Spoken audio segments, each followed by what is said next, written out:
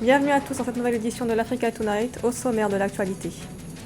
À Sao Tomé et Principe, l'opposant Carlos Villanova est élu à la tête du pays. Il remporte le scrutin avec 57,54% des voix face à son rival, Guilherme Posser da Costa. En Guinée, l'Union africaine et la CEDEAO ont réagi après le coup d'État mené par le colonel Mamadi Doumbouya. Ils condamnent la prise du pouvoir par les armes et demandent la libération de l'ancien président Alpha Condé. Et puis au Cameroun, une foire entrepreneuriale a fait la promotion ces 3 et 4 septembre du savoir-faire camerounais, l'occasion pour les exposants d'élargir leur clientèle. À Sao Tomé et Principe, l'opposant Carlos Villanova remporte la présidentielle. Le scrutin a eu lieu ce dimanche 5 septembre. Une victoire pour le candidat du parti Action démocratique indépendante face à son rival Guilherme Posser da Costa. Joël Ballot. Carlos Villanova est le nouvel homme fort de Sao Tomé et Principe. D'après les résultats provisoires de la Commission électorale nationale le 6 septembre 2021, le candidat du parti d'opposition, l'Action démocratique indépendante, a remporté le scrutin présidentiel avec 57,54% des voix devant Guilherme Posser da Costa qui a obtenu 42,6% des suffrages. L'élection de Carlos Villanova représente sur le plan symbolique un événement capital dans ce sens que les électeurs sao-toméens ont envoyé au pouvoir un opposant, c'est-à-dire quelqu'un du centre droit, contrairement au pouvoir socialiste qu'ils ont eu avant. Parce que l'enjeu, dans un régime parlementaire où le pouvoir se trouve entre les mains du Premier ministre, le président n'étant qu'un inaugurateur de chrysanthème, c'est de mettre au pouvoir quelqu'un qui va encourager le gouvernement à réduire l'importance de l'aide internationale. L'enjeu de cette élection était d'autant plus complexe dans la mesure où Sao Tomé et Principe est considéré comme un modèle de démocratie parlementaire en Afrique centrale, mais aussi du fait que le président sortant Evaristo Carvalho, âgé de 79 ans, n'a pas souhaité briguer un autre mandat. Le retard de la tenue du second tour a également provoqué une polémique sur la date de la fin du mandat du président sortant Evaristo Carvalho. Il est clair que le verdict des urnes devra sonner le glas d'un apaisement de l'ensemble des acteurs politiques en présence.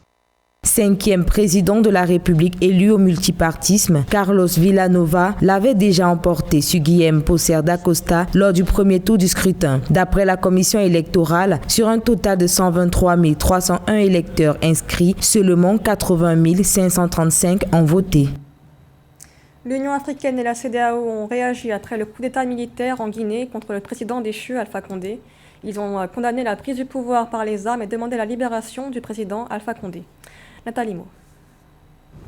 À l'unanimité, l'Union africaine et la Communauté économique des États de l'Afrique de l'Ouest, CEDEAO, ont condamné le coup d'État militaire contre le président Alpha Condé en Guinée le 5 septembre 2021. Le chef de l'État ghanéen, président en exercice de la CEDEAO, a exigé la libération inconditionnelle du chef d'État guinéen déchu et le retour à l'ordre constitutionnel. Une demande qui n'a pas encore fait écho auprès des putschistes menés par le lieutenant-colonel Mamadi Doumbouya.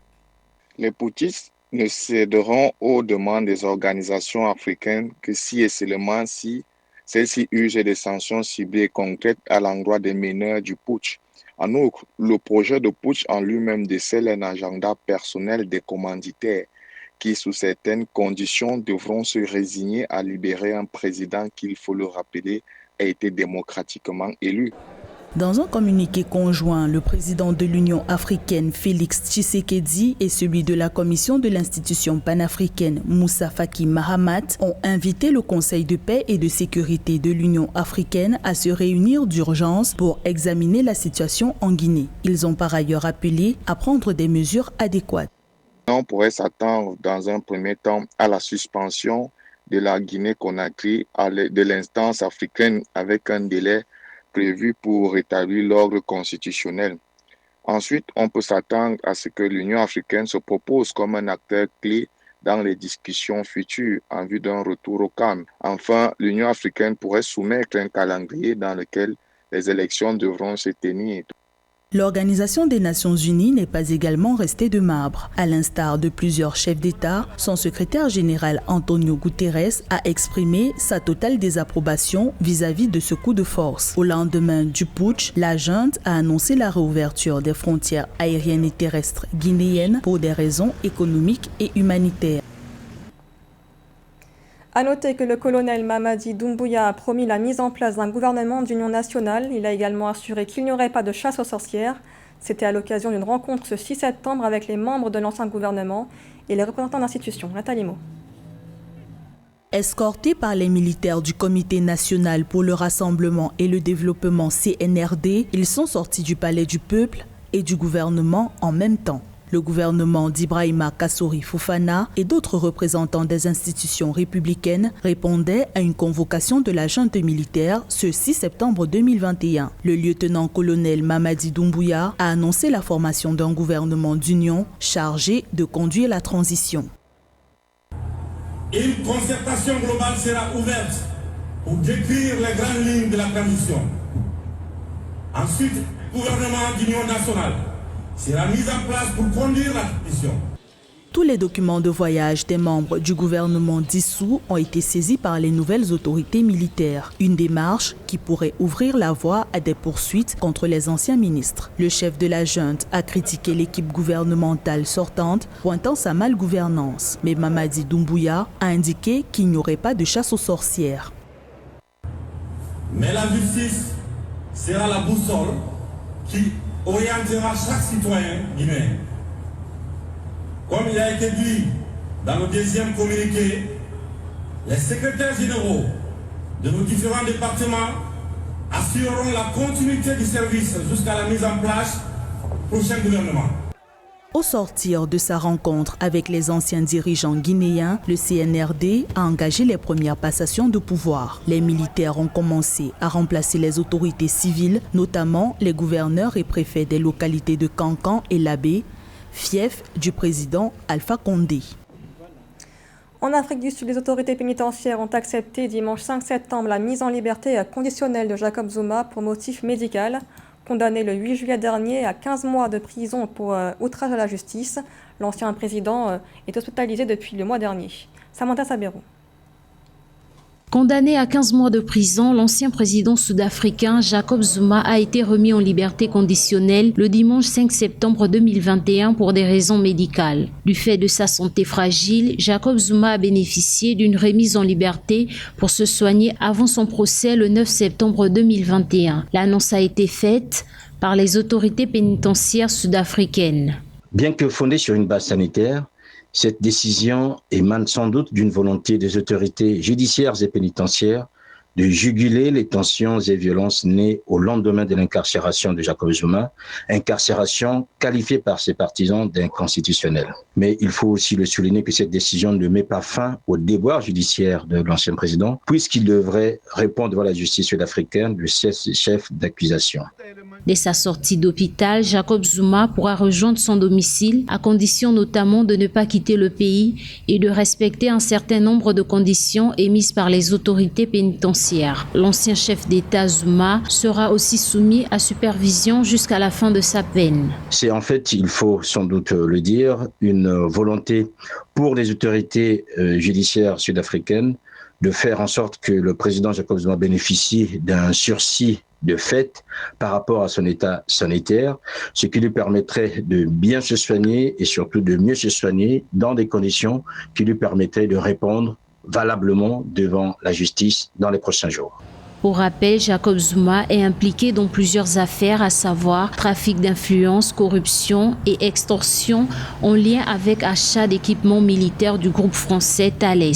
L'incarcération de l'homme de 79 ans avait engendré de terribles émeutes qui avaient coûté la vie à plus de 300 personnes dans les provinces du KwaZulu-Natal et de Gauteng. Le Cameroun a organisé une foire entrepreneuriale ces 3 et 4 septembre, l'occasion pour de nombreux exposants d'élargir leur clientèle et mettre en avant le savoir-faire camerounais. Marie-Raphaël Antolo. Alors que les idéologies africaines pour le développement sont orientées vers l'émergence des petites et moyennes entreprises produisant à petite et grande échelle, le Cameroun prend les devants et organise une foire entrepreneuriale. À cet effet, 100 petites entreprises agro-industrielles ont été sélectionnées par le Programme de développement des Nations Unies pour exposer leur savoir-faire le 3 et 4 septembre 2021 à Yaoundé, précisément à l'hôtel de ville. Je suis le promoteur de l'entreprise Fruities Cameroun Sal, une entreprise qui fait spécialement dans la production des jus naturels et des vins made in Cameroun. D'accord. Alors nous avons été sélectionnés parmi les 100 entreprises camerounaises par le programme des Nations Unies pour le développement en partenariat avec le ministère de la Jeunesse dans le cadre du projet Youth Connect qui prône et qui promeut l'initiative entrepreneuriale des jeunes au Cameroun. Les exposants venus à cette foire sont spécialisés dans les domaines du vignoble, de la mécanique, des cosmétiques ou encore la décoration. Dans les stands de vin, différentes variétés 100% made in Cameroun sont exposées. Je suis promoteur de Limitless Agro Business, qui est la start-up qui développe le vin Camaro S. Limitless Agro Business a été créé en 2019 et nous faisons dans l'agriculture, dans l'agroalimentaire et puis dans l'agro-business en général. Nous développons aujourd'hui le vin Camaro S, qui est un vin à base de la fleur d'hibiscus, communément appelé bissap ou alors oseille de Guinée. Nous présentons Camaro S en 2 saveurs, le sec et le moelleux, pour satisfaire toutes les catégories de clientèle. À court terme déjà, c'est d'imprimer la marque Camaro S dans l'esprit du consommateur camerounais, satisfaire tout le marché camerounais déjà. À moyen terme, on compte aller vers la sous-région Afrique centrale et plus tard, pourquoi pas aller à l'international. Cette foire qui se tient dans une atmosphère ambiante rassemble divers produits mettant en avant une partie du savoir-faire camerounais. Plusieurs exposants vont et viennent, marchandent dans le but d'attirer vers leur stand visiteurs. Il faut dire que c'est l'une des opportunités phares pouvant leur permettre d'augmenter leur chiffre d'affaires. Et du sport à présent avec les qualifications de la Coupe du Monde 2022 en zone Afrique ce mardi 7 septembre pour le deuxième tour de la compétition. La Tunisie l'a remporté face à la Zambie avec un score de 2-0. Le Malawi a remporté 1-0 face au Mozambique et la Tanzanie remporte 3-2 face à Madagascar. Nous reviendrons dans nos prochaines éditions sur les résultats de tous les matchs joués ce mardi 7 septembre. La Tunisie remporte l'Afrobasket 2021, le championnat africain de basketball masculin qui a pris fin ce 5 septembre à Kigali, au Rwanda. L'équipe tunisienne s'est imposée face à la Côte d'Ivoire. Ils décrochent ainsi leur 3e victoire à ce championnat. Fraterne Dakezenga. La Tunisie remporte un second titre consécutif au championnat africain de basketball masculin. Ce 5 septembre à Kigali Arena, les Aigles de Carthage se sont imposés contre une équipe ivoirienne très bien rodée, très combative, avec seulement une différence de 3 points. Nous sommes venus ici pour donner aux Tunisiens quelque chose dont ils puissent se réjouir. Et je pense qu'on y est arrivé. Cela me fait du bien à nos cœurs de savoir que mes joueurs vont rentrer avec une médaille d'or sur leur cou.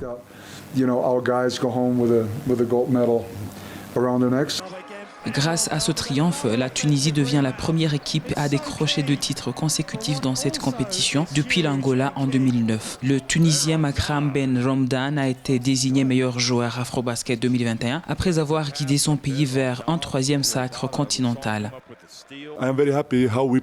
Je suis très content de comment nous avons joué en tant qu'équipe. L'atmosphère entre nous était bienveillante et l'esprit de sacrifice pour tous les joueurs. Nous le savions depuis le début que la coupe nous revenait parce qu'on le mérite et parce qu'on avait travaillé dur pendant plusieurs années. Et comme je l'ai dit, nos joueurs méritent de rentrer à la maison avec une médaille d'or.